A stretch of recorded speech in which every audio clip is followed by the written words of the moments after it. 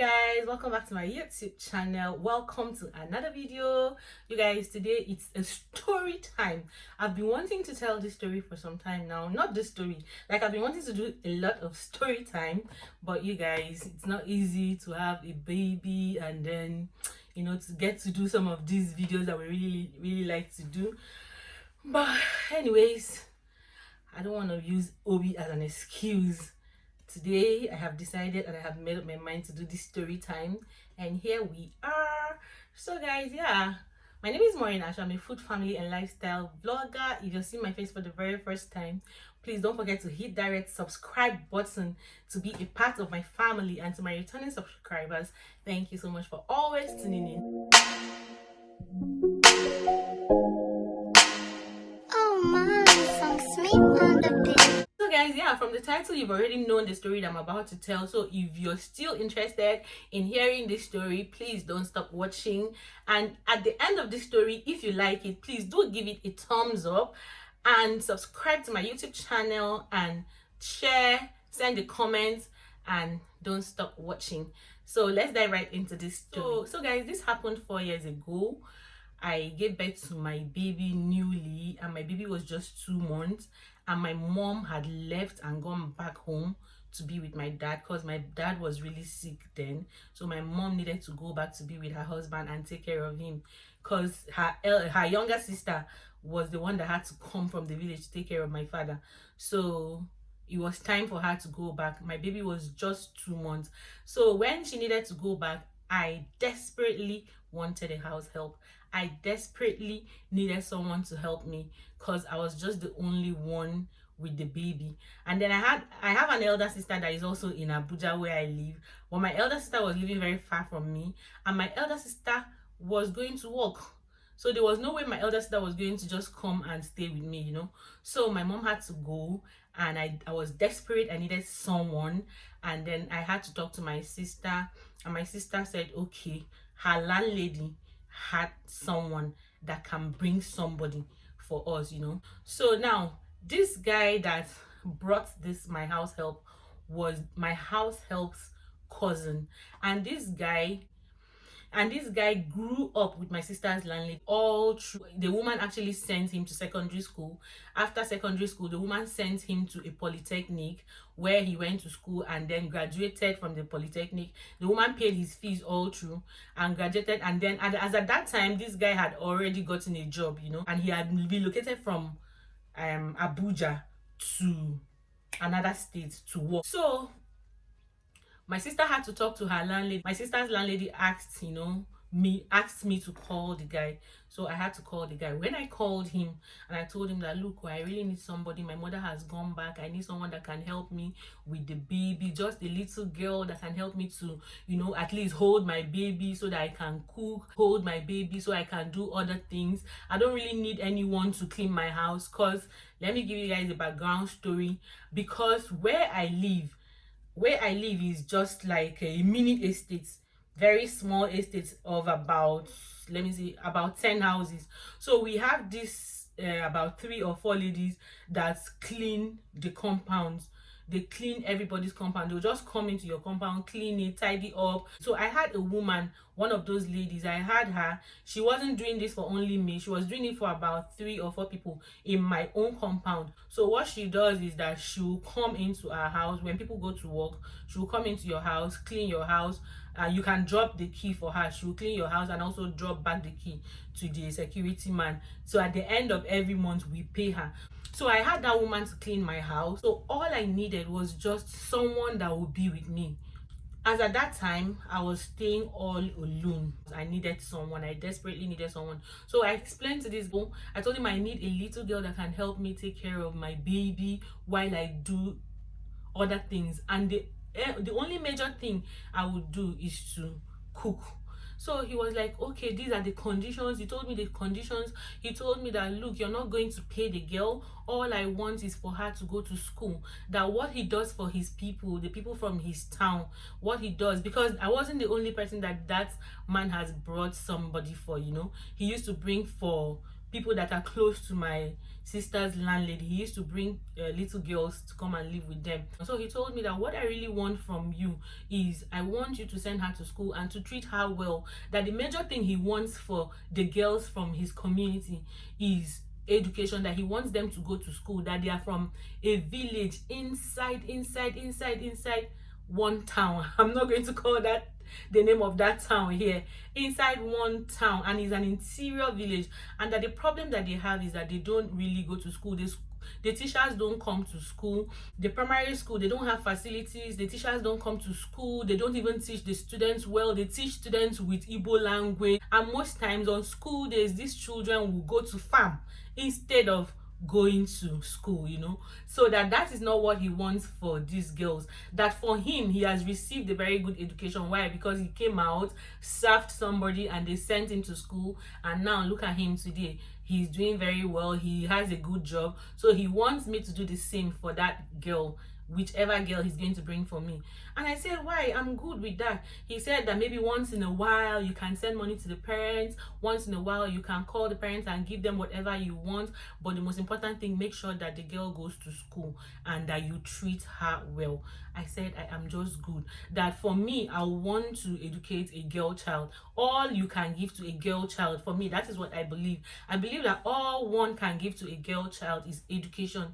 If you give a girl child education, you've given her everything. So I told him that, look, I am very okay with this. Even if you want me to pay, I can pay. But if you don't want me to pay, I can pay and I can still send her to school. I can do that. But if you don't want me to pay and this is what you want me to do, I am very okay with it. I promise you this girl will go to school. I promise you I'll take care of her. I promise you I'll make her very happy. That anytime you come around and you see her, you know that she's in good hands.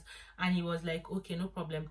And you guys, I said this thing. He told me, okay, let him look at next month, that he's sure of finding someone next month for me. I said, okay, no problem. And that I'm going to manage with my baby until next month. Not up to 2 days, he called me back that there's someone available now, that can I send money to him so that he can send her to start coming. I asked him how much. He told me that I should send 30,000 naira, that he was going to use some to pay his way down to their village, because their village is very far. He, you know, explained where he was, from where he was to his village was really very far, and then he's going to take Okada from their town into that village where the girl and the parents live, and that's like an extra money. And then when he gets there, he will still drop some money for the girl's parents. I said, it's okay, it's okay. I gave him 30,000 naira. I sent it to his account, and after 2 days, so he sent the girl to my sister's landlady. They picked her up from the park, and then my sister brought the girl to me. So guys, when my sister brought this girl to me, she was, for me, I felt like she was all the kind of girl I wanted. She was 16, but she's not that big 16. She looked 13, but she told me she was 16. And then she had just finished primary school, about to go into the secondary school. So when she came, you guys, I loved her immediately. She was a very clean girl, very neat girl. And you guys, this girl was very, very, very hardworking. The next morning, she came like at night. Then the next morning, I didn't tell her what to do. This girl woke up very early. She had entered the kitchen. I was still sleeping. She had entered the kitchen. She had cleaned everywhere. And then she now came back again to ask me, Auntie, what do you want me to do? What are we going to cook, you know? I now told her that, oh, can you cook? She said, yeah, that she can cook. What can you cook? She told me she can make some soup, some Igbo soup. And I was like, wow, so you can cook. So that was when I started asking her, so where did you, so have you been in the village? Because if you look at this girl, you will see that this girl is not that girl that has really been in the village. She was so clean. She was so clean. Yeah, she had a lot of spots on her leg. So I asked her, where are you coming from? Have you always been in the village? Where did you come from? She told me she came from the village. Have you always been in the village? She now said no, that she has never always been in the village, that she just came back to the village like 3 weeks ago, that she has been in the village like 3 weeks ago. So I asked her, where have you been? She said she was living with one woman, that the woman was a headmistress in a primary school in one place like that that I don't want to mention, in one place like that, so that she was living with the woman. So I was now like, you were living with the woman, so what happened? How long have you lived with the woman? She said, oh, I have lived with her for 4 years now. I said, 4 years? She said, yes. He said, so why did you leave the woman? She said, oh, because I have finished primary school. The woman said she cannot train me in secondary school, so because of that, the woman asked me to come back home. That was the first thing she told me. I said, and you said she's a headmistress? She said, yes. I said, what about her husband? Her husband has died. What about her children? Her children don't live with her. That her children, they all live in Lagos. I said, her children live in Lagos. Couldn't they have paid your fees? She said, auntie, the woman said she doesn't want me again. That she doesn't want that my parents should pay my fees, so that I should come back home.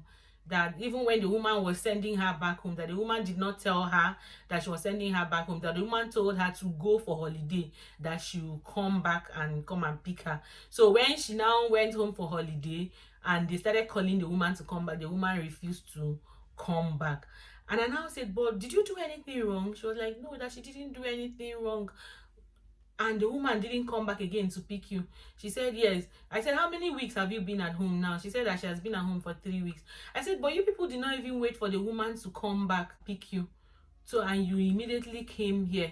Then the woman said she should come and spend just 1 week. The mother has been calling the woman, and the woman refused to pick her call. When the woman later on picked, the woman said, please, that she doesn't want her again, that she's not ready to train her in the secondary school. So when she told me that, I kind of believed her. So I told her, okay, go and bring your results. So she brought her results. She had written her common entrance and she had passed. So I told her, oh, with this you can go to the secondary school. That one is not a problem, that there's a secondary school around that you can go to. So guys, that was it. So I noticed that this girl was really, really, really hardworking. This girl was the kind of girl that you don't need to tell her what to do. Like, she knows her onions, she knows what to do at every time, and she loved cooking. First of all, I'm the kind of person that loves cooking so much, and I'm the kind of person that I don't like people cooking for me. I like to use my hands to cook. But anytime I want to cook, she'll say, auntie, wait, auntie, don't worry, I can do it, I'll take care of it. If I want to cook, she'll like, no, auntie, I'll take care of it, I'll do it. So she wants me to leave the kitchen for her at all times. She wants me to leave the kitchen. And the truth is that when she cooks, when she finishes cooking, if she makes rice, her rice is delicious. If she makes what soup, bitter leaf soup, if she makes bitter leaf soup, you guys, this girl's bitter leaf soup is, I don't know, in fact, when you taste her bitter leaf soup, you would think it's a matured woman that made that bitter leaf soup. She can cook. That was the truth. But you guys, from the first day that this girl came into my house, she never carried the baby like this to say, hey baby, how are you? The highest she can do is when I'm bathing the baby, she'll come and be giving me things. She'll bring water for me to bathe the baby. She'll bring everything I want for me. You know how we bathe children traditionally? Like, we don't carry children into the bedroom in Nigeria. In most Nigerian families, like, you bring everything into your room and then bathe your baby, especially if it's a newborn. So when I need hot water, I need all the things I need to bathe my baby, she'll bring everything. She'll bring baby's clothes. She'll bring everything and arrange it for me. But you guys, this girl never touched the baby, and I didn't even think about all this. But I knew that her interest was more in the kitchen. If she's not in the kitchen, as at that time schools were still on holiday, as at that time it wasn't September yet, because school was supposed to resume in September, and she had come back, and this thing happened during the long break. Schools had not resumed. So I had told her that once school resumes by next month, that was in September, that I was going to enroll her in school. I gave birth to Kaima in May, and this thing was happening around July. Kaima was just 2 months. So one thing I noticed was that she never touched the baby. You would literally force her, oh, hold the baby for me, let me go and bathe. And if you give her the baby to hold, if you're in the room and you ask her to hold the baby, take care of the baby, let me go and take my shower, she'll just sit down there with the baby. Once I come back, auntie, hold her, let me go and do this. Auntie, hold her, let me go and do that. Auntie, hold her, let me go and do that. So that was it. And then I had this neighbor that was living opposite me, like my very good neighbor. She was a friend, she was a sister, she was a counselor, she was a prayer warrior. She was like everything to me when I was there in Nigeria, and she was my very good neighbor. So I had that neighbor. When that neighbor, the first time my neighbor saw her, my neighbor didn't say anything. My neighbor didn't, and I didn't ask her what do you think, because I didn't need to ask her what she thought. I was comfortable with whoever, with the girl that came to stay with me. So I didn't need anyone's opinion. So guys, all of a sudden, I started having strange feelings in my house. I started feeling like there's something wrong, like there's a snake in my house. There's a snake somewhere.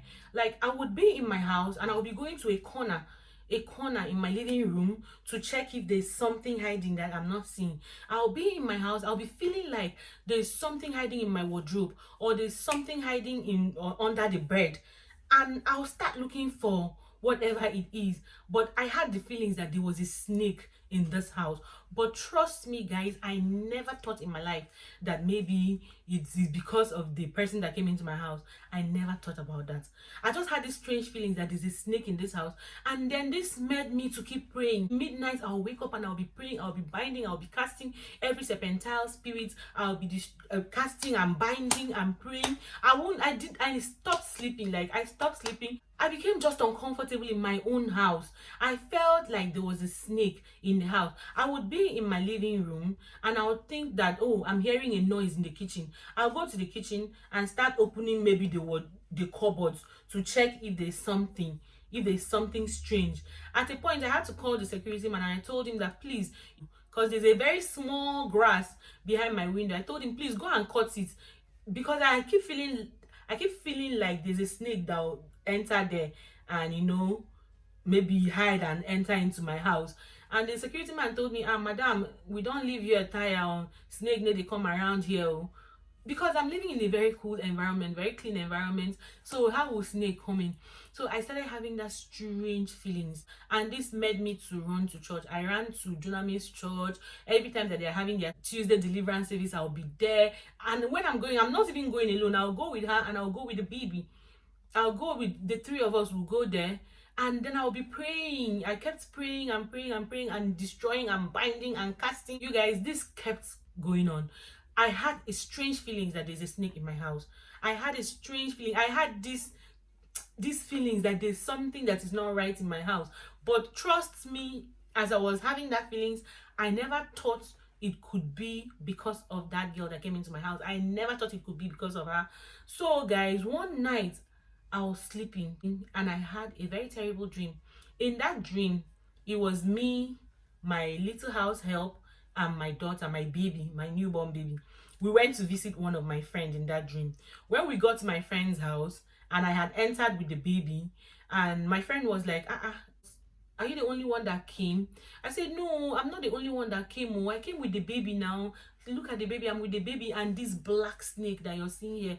I came with this black snake. That was what I did. And I was pointing at my house help. And I woke up. When I had that dream, I woke up and I was like, God, black snake in my house. And in that dream, my friend was like, who is the black snake? I said, this one now that you're seeing, this girl that you're seeing, she's the snake. She's the black snake that I came with. That was what I said in that dream.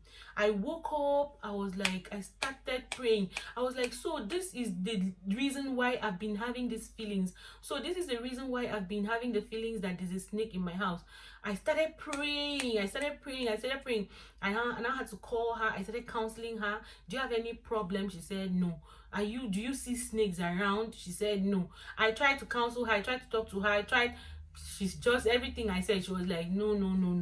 And then I now went to my neighbor. I told my neighbor, look at what is going on. My neighbor said to me that you don't need anyone to tell you that what you just saw is not real. Like, God was trying to reveal something to you. You guys, as I'm talking to you, like, I'm a very spiritual person. I am a very spiritual person. It's not written on my face, but I know the kind of relationship I have with God. Like, God talks to me, God speaks to me.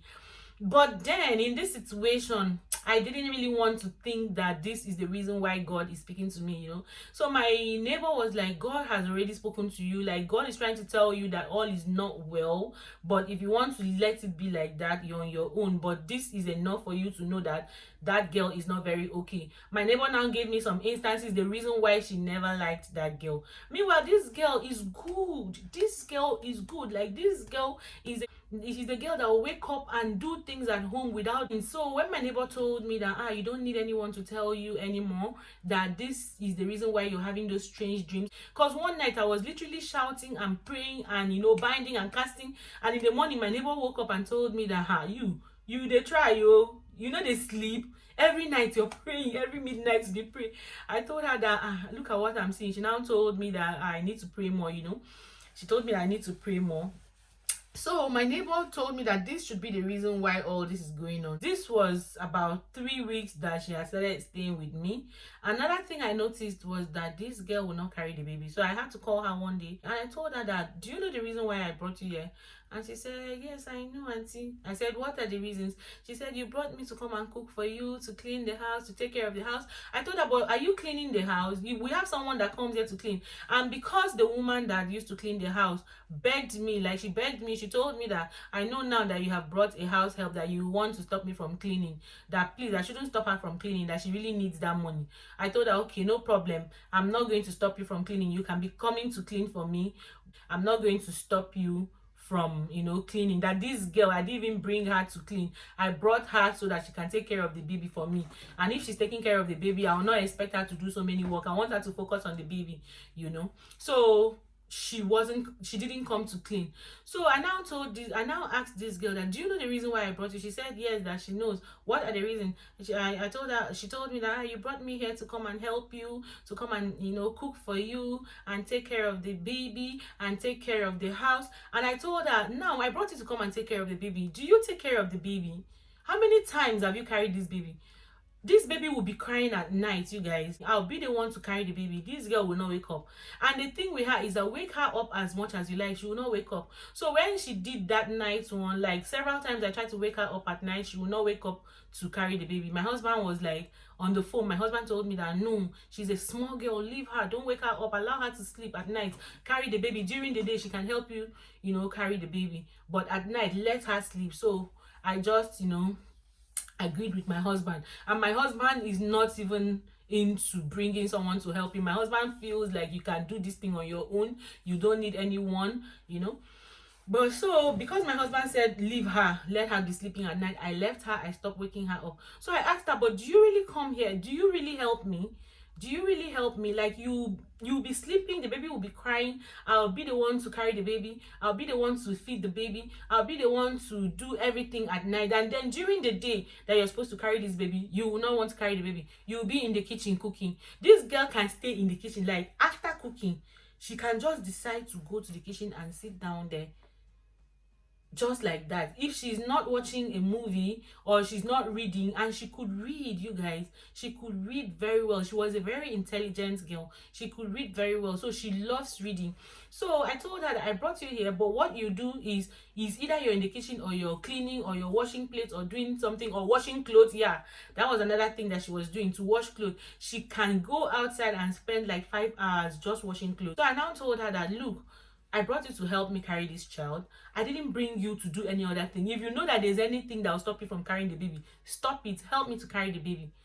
So I was really emphasizing on the carrying the baby. I was just, trying to scold her that you must, from today onward, your duty is to relieve me of this baby, of carrying baby. You have to help me to be carrying the baby. In fact, I don't want to see you in the kitchen again. I'm going to be taking care of the food. I'm going to be cooking. The next thing, you guys, that happened is this girl busted and said, I don't like babies. I hate babies. I didn't come here to carry babies. I told my uncle that I don't want to carry babies. I don't like babies. You guys, as I'm talking to you now, this is exactly what happened. Like, this is real. I am not exaggerating. I'm not adding Jara to this. This is exactly what she told me. I was angry with her, and then she busted. I don't like babies. I don't want to carry babies. I told my uncle that I didn't want to carry babies, but my uncle still insisted and brought me here. I don't like babies. I said, you don't like babies? She said, yes, auntie, I don't like babies. I said, I was now like, so you don't like my baby? Did my baby do anything wrong to you? Why don't you like my baby? She said, auntie, it's not because of your baby. I love your baby, but I don't like babies. I said, okay, how can you love my baby and you don't like babies? She said, Auntie, I told my uncle that I don't want to carry babies because I don't like to carry babies. I want to be with someone that doesn't have a child. I don't want to be with someone that has a child. You guys, that was when it dawned on me that this thing is not ordinary. And I said, yeah, I see. So this is the reason why anytime I give you this child to carry, before it's just the highest you hold the child is just 3 to 5 minutes, and you're bringing back the baby for me. Because if I give her the baby to carry, the next thing she'll come back, Auntie, the baby wants to suck. Auntie, I think this baby is hungry. Auntie, hold her, let me make her food. Auntie, hold her, let me do this. Auntie, hold her, let me go and arrange the clothes. Auntie, hold her, let me go and iron the baby's clothes. She will take care of everything that has to do with the baby. But to hold the baby, like to carry the baby, she won't do it.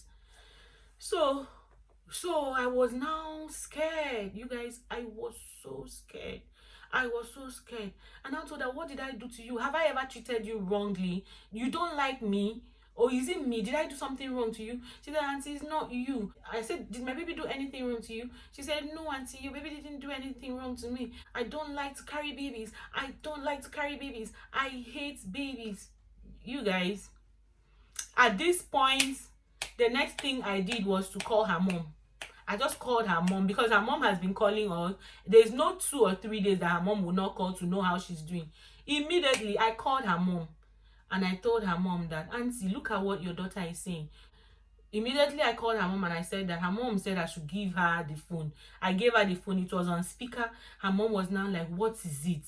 She told her mom, I told you I don't want to carry babies. I told you people that I don't want to carry babies. I don't like babies. Her mom said, so you don't like babies? Is the baby not fine? Is the baby not fine? She said, no, the baby is fine. Her mom said, is your auntie not treating you well? She said, my auntie is treating me well. Her mom said, why can't you carry baby? Why is it that you cannot carry baby? You cannot carry a little baby and be playing with the baby and be singing for the baby. Why is it that you cannot do it? She told her mom, Mommy, I have said it. I don't want to carry babies. I don't like babies. I don't like babies. You guys, this girl's mom was now trying to convince her. This girl's mom was now like, what is wrong with you? Are you mad? Is something wrong with your head? Why will you not carry baby? Her mom was now scolding her and scolding her and scolding her, talking to her like very loud voice because it was on speaker. So I heard everything that the woman was saying. And they speak Igbo. So I heard everything that the woman was saying. Her mom was so angry with her that her mom was like, it's like you're not well. What is wrong with you that you cannot carry baby? So you cannot love a little baby. Did that little baby do anything wrong to you? She said no. Did your auntie do you wrong? She said no. So when her mom tried to talk to her and she calmed down, she was not shouting again that she doesn't want to carry babies. Her mom said that she should give me the phone. She gave me the phone. I spoke with her mom. Her mom said, hey, Biko. Her mom told me that please, I should not be angry, that she's just a child, that sometimes children are like that don't worry. She just said it. She just said it. She doesn't mean it. That was what her mom was trying to tell me. She doesn't mean it. I told her that, Auntie, but she has said it to you that she doesn't want to carry babies, and that she told her uncle that she does not want to come and carry baby, and her uncle still brought her. She has said it to your face. Her mom said, don't mind her. She's just a little girl. She doesn't know anything. My dear, when her mom finished talking, I held my baby very tight. I became so scared. I didn't know what to think. I didn't know what to do. I called her uncle. I told her uncle, look at what this girl is saying to me. Her uncle said, I think it's because she was living with a woman that never had it, that her children had all grown up so much, that the woman, her children had grown up and they had all left home. So I think it's because she's used to living with that woman. That's why she's finding it strange that don't worry, she will cope. She just came, she will cope. I said, but this girl has opened her mouth to tell me that she told you people that she doesn't want to come to a house where there are babies, that she hates babies. The uncle said, oh, just neglect it. Her mom has called me to tell me, just neglect it. It's just small children. It's the way they talk. This is a 16-year-old girl. 16 years old. It's not like she's a 8 years old or 10 years old. 16 years old. And this is a girl that can read. This is a girl that is very smart, you know. So you guys, when I finished speaking with her uncle, I called my elder sister. I told my elder sister. My elder sister was like, okay, don't worry, I'll come. The next day, I went to my neighbor again. I told my neighbor that, look at what is happening. My neighbor told me that that I have told you to send this girl back, but you don't want to hear. I have told you, in fact, if anything happens to your child, don't call my name, you know. So God, you guys, I became so scared. So what I now did was that I called my husband. I told my husband that look at what this girl is saying. My husband too was of the opinion that this girl, that she's just a child, that maybe she's just saying it, that leave, that she will get used to being with children, that maybe because she came from a place where she's not used to being with children. So guys, my husband was of that same opinion. You guys, I held my baby like this. I held my baby like I didn't even want to let go my baby anymore. I held my baby so tight, and I was thinking of the next action to take. And honestly, from that day, I knew that there was something wrong. From that day, I knew that this thing was not just ordinary. Like, you cannot just say you hate babies. A little child to say she hates babies. Why do you hate a child? A child that has not done anything wrong to you. So the next morning, I took her to church. We went to church. When we got to church, I spoke with the pastor. I told the pastor that look at what happened. The pastor called her to counsel her. And you guys, when the pastor called her, prayed for her, and then wanted to counsel her, she started revealing some things to the pastor. But from the counseling that they had with her, the pastor called me and started asking me some kind of questions. The pastor told me that you need to bring this girl for deliverance. And the pastor even gave us some prayer points that we'll be praying at night, you know. So at night, we started praying. I will have to help her. I have to wake up at night. And I had a tender baby. I'll wake up at night from 12 o'clock. And I'll be reading the prayer points. And we'll be praying. I'll be asking her to pray with me.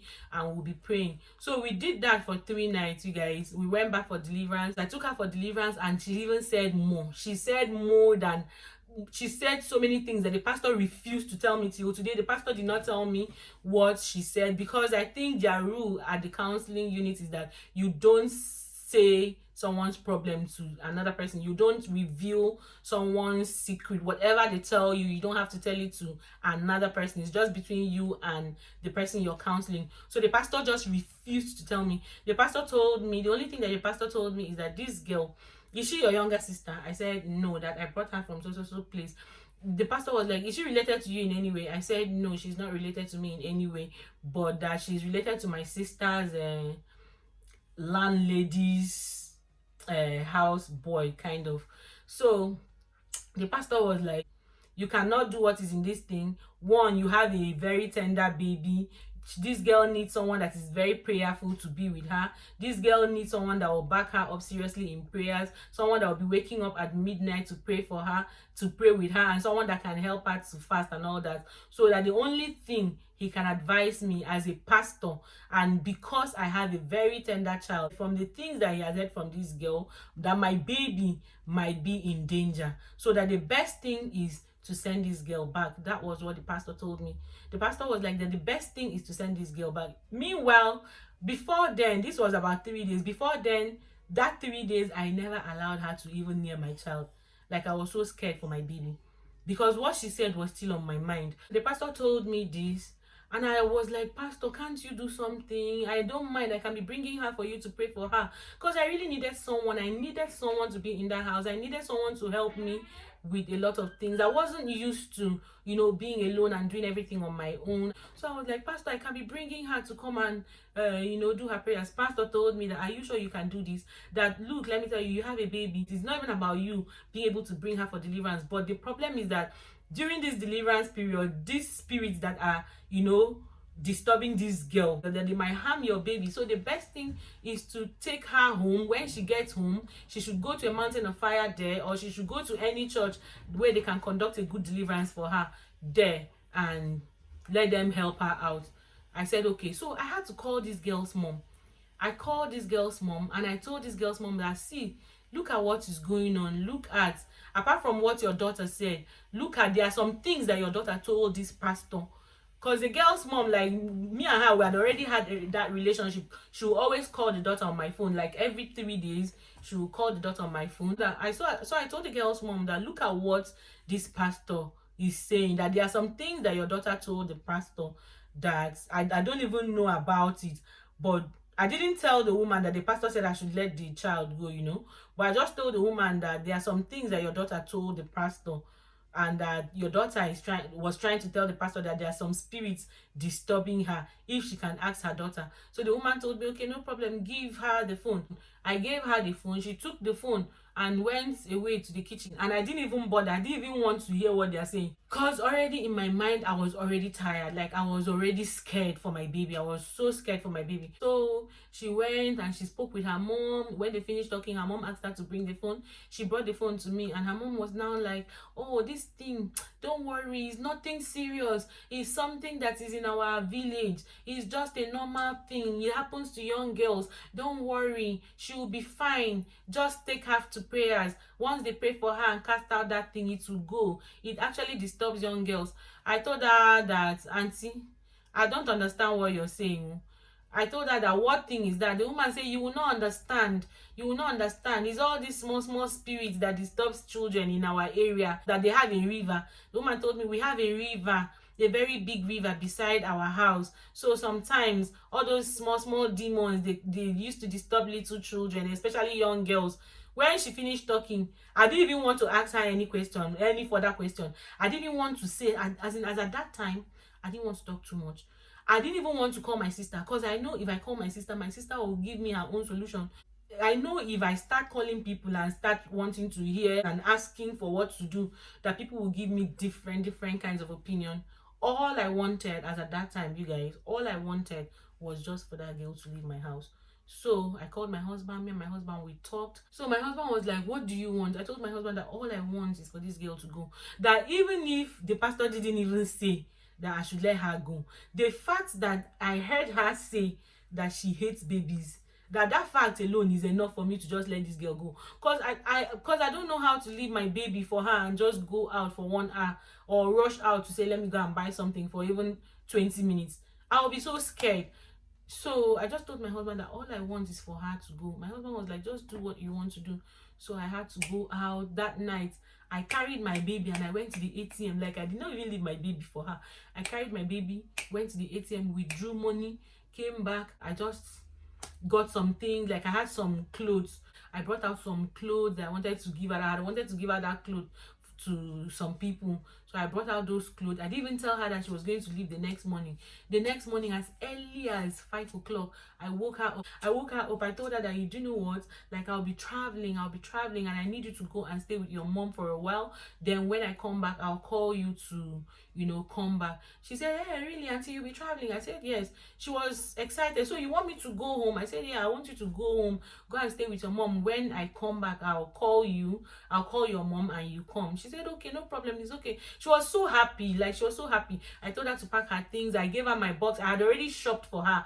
You guys, this girl came to my house with just a sack, like this sack bag that they used to put yam.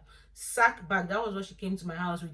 She came with about 4 clothes and 2 pants and her toothbrush and her result and just the sandals that she wore. So I had shopped for her. I had bought a lot of nice things for her. We had gone for a wedding. I made good clothes for her because I took her out for a wedding with my baby. So this was a girl, I wanted her to stay. Like, I wanted to help her and see that she goes to school. That was just my aim. Like, I felt like all I can give this girl, this young girl, and I knew she loved reading. I felt like all I can give this young girl that likes reading so much is education. If I can sponsor her to go through secondary school and then help her to go to the university, then I've done something good. So this was a girl I wanted to do so much for. And when I saw that she was so hardworking, I really wanted to do more for her.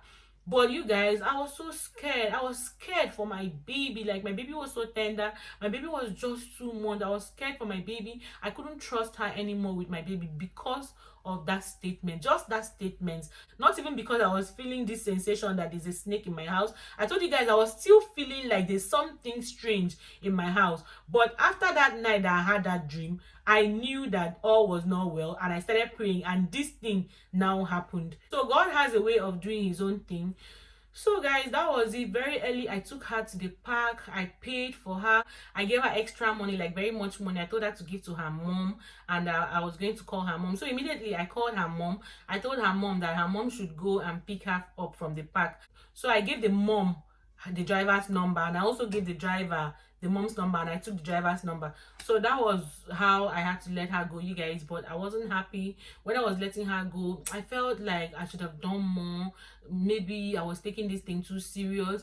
I felt really bad. I felt like, oh, I could have still prayed for her, that there's nothing that God cannot do. I felt really bad letting her go, you guys. I felt really bad letting her go. But then on a second thought, I was relieved. I was relieved because that fear that what if this girl harms my baby? This girl has already opened her mouth to tell me that she hates babies. What if I leave her with my baby and go out for 1 hour? And I can't be living with her in the same house and she will not be holding the baby, or she will not be playing with the baby, or I will not have any reason to say, okay, hold this baby for 30 minutes. Let me rush out and buy something. Like, I can't be living with you in the same house and I'll be scared that you might harm my baby. So my baby was the major reason why I had to let her go. So coming back home, you guys, as soon as I entered my house, I started having the peace that I never had for the past 1 month. That feeling, that strange feeling that there's something wrong, there's a snake in my house, that strange feelings disappeared. Because before now, anytime I have that feelings, I'll start anointing my house, I'll start spraying. In fact, I used to bless holy water. I'll bring out water in a cup and I'll pray on the water, and I'll say every serpentine spirit, every spirit that is not of God, out from my house, and I'll start sprinkling it all over my house. I'll carry the anointing oil, I'll sprinkle all over my house. I was just living my life in fear, kind of. I was living my life in fear, and then this made me that every night I'll wake up and be praying and be praying and be praying and binding and casting. I didn't have peace. As soon as she left, I felt peace. Like, I felt like something big left my house, and I've never had that strange feelings again till today. I've never had that strange feelings that I'm in the house and I'm feeling like there's a snake in my house, that maybe there's a snake hiding under the bed, or there's a snake hiding under the cupboard. That strange feelings just disappeared. You guys, this is real. Like, this story, I am not exaggerating. This story is real. This happened to me. So now, fast forward to when she got home, her mom received the gifts. Her mom called me and thanked me. Then I told her mom that I gave your daughter, because I gave her some prayer points that they gave us in a paper when we went to church. So I gave her some prayer points. I told her that when you get home, give that to your mom so that she can be helping you to pray at night. So when me and her mom were now talking, and her mom was thanking me and everything, her mom told me, don't worry, she showed me the prayer points that you gave her. Don't worry, there's a place I'm going to take her to. Once I take her to that place, they will pray for her and I'll make sure that she comes back, okay? Don't be scared, okay? I said, okay, no problem. Now, after 2 weeks or 3 weeks, this woman called me back again. I took her to that place, they prayed for her. I knew that she had this problem, but don't worry, it has gone, it has disappeared. So I told her that, so auntie, you knew that your daughter had a problem? She said, yeah, that she knew. I said, you knew she had a problem and you sent her to me. Why didn't you pray for her at first? Why didn't you take her to wherever you wanted to take her to before sending her to me? You know? The woman told me that that she didn't know that spirit would disturb her again, that she didn't know, but that now that she's promising me that spirit has gone, that she's free now. I told the woman that, hey, you know what, let her stay with you for some time. When I am ready, I'm going to tell you to send her back, okay? She told me, okay, no problem. That was how I washed my hands off the whole thing. That was how the whole thing ended. I later on asked the uncle, how is she? Hope she's going to school and everything. The uncle was like, oh, that she's going to school, that she finally had to go stay with her mother's younger sister. So that's just it, guys. This is my story. I hope you learn 1 or 2 things from this story. And above all, I think the major thing to learn from this story is that whenever you want to bring a help, pray that God should send you your own help. God should send you the right person. Because honestly, I didn't pray about this girl. Now, on the second girl, I'm going to tell you guys another story, but this is a better story. This is a better story about the second help I got. So in the next story time that I'm going to be doing, I think I'll be telling you guys about my second help. So thank you so much, guys, for watching, and if you like this video, please do give it a thumbs up, and don't forget to subscribe to be a part of my family. Share this video if you can, and send a comment in the comment section. Let me know what you think. Was I wrong in sending her away? Thank you so much, guys, for always tuning in, and see you guys in my next one. Bye, guys.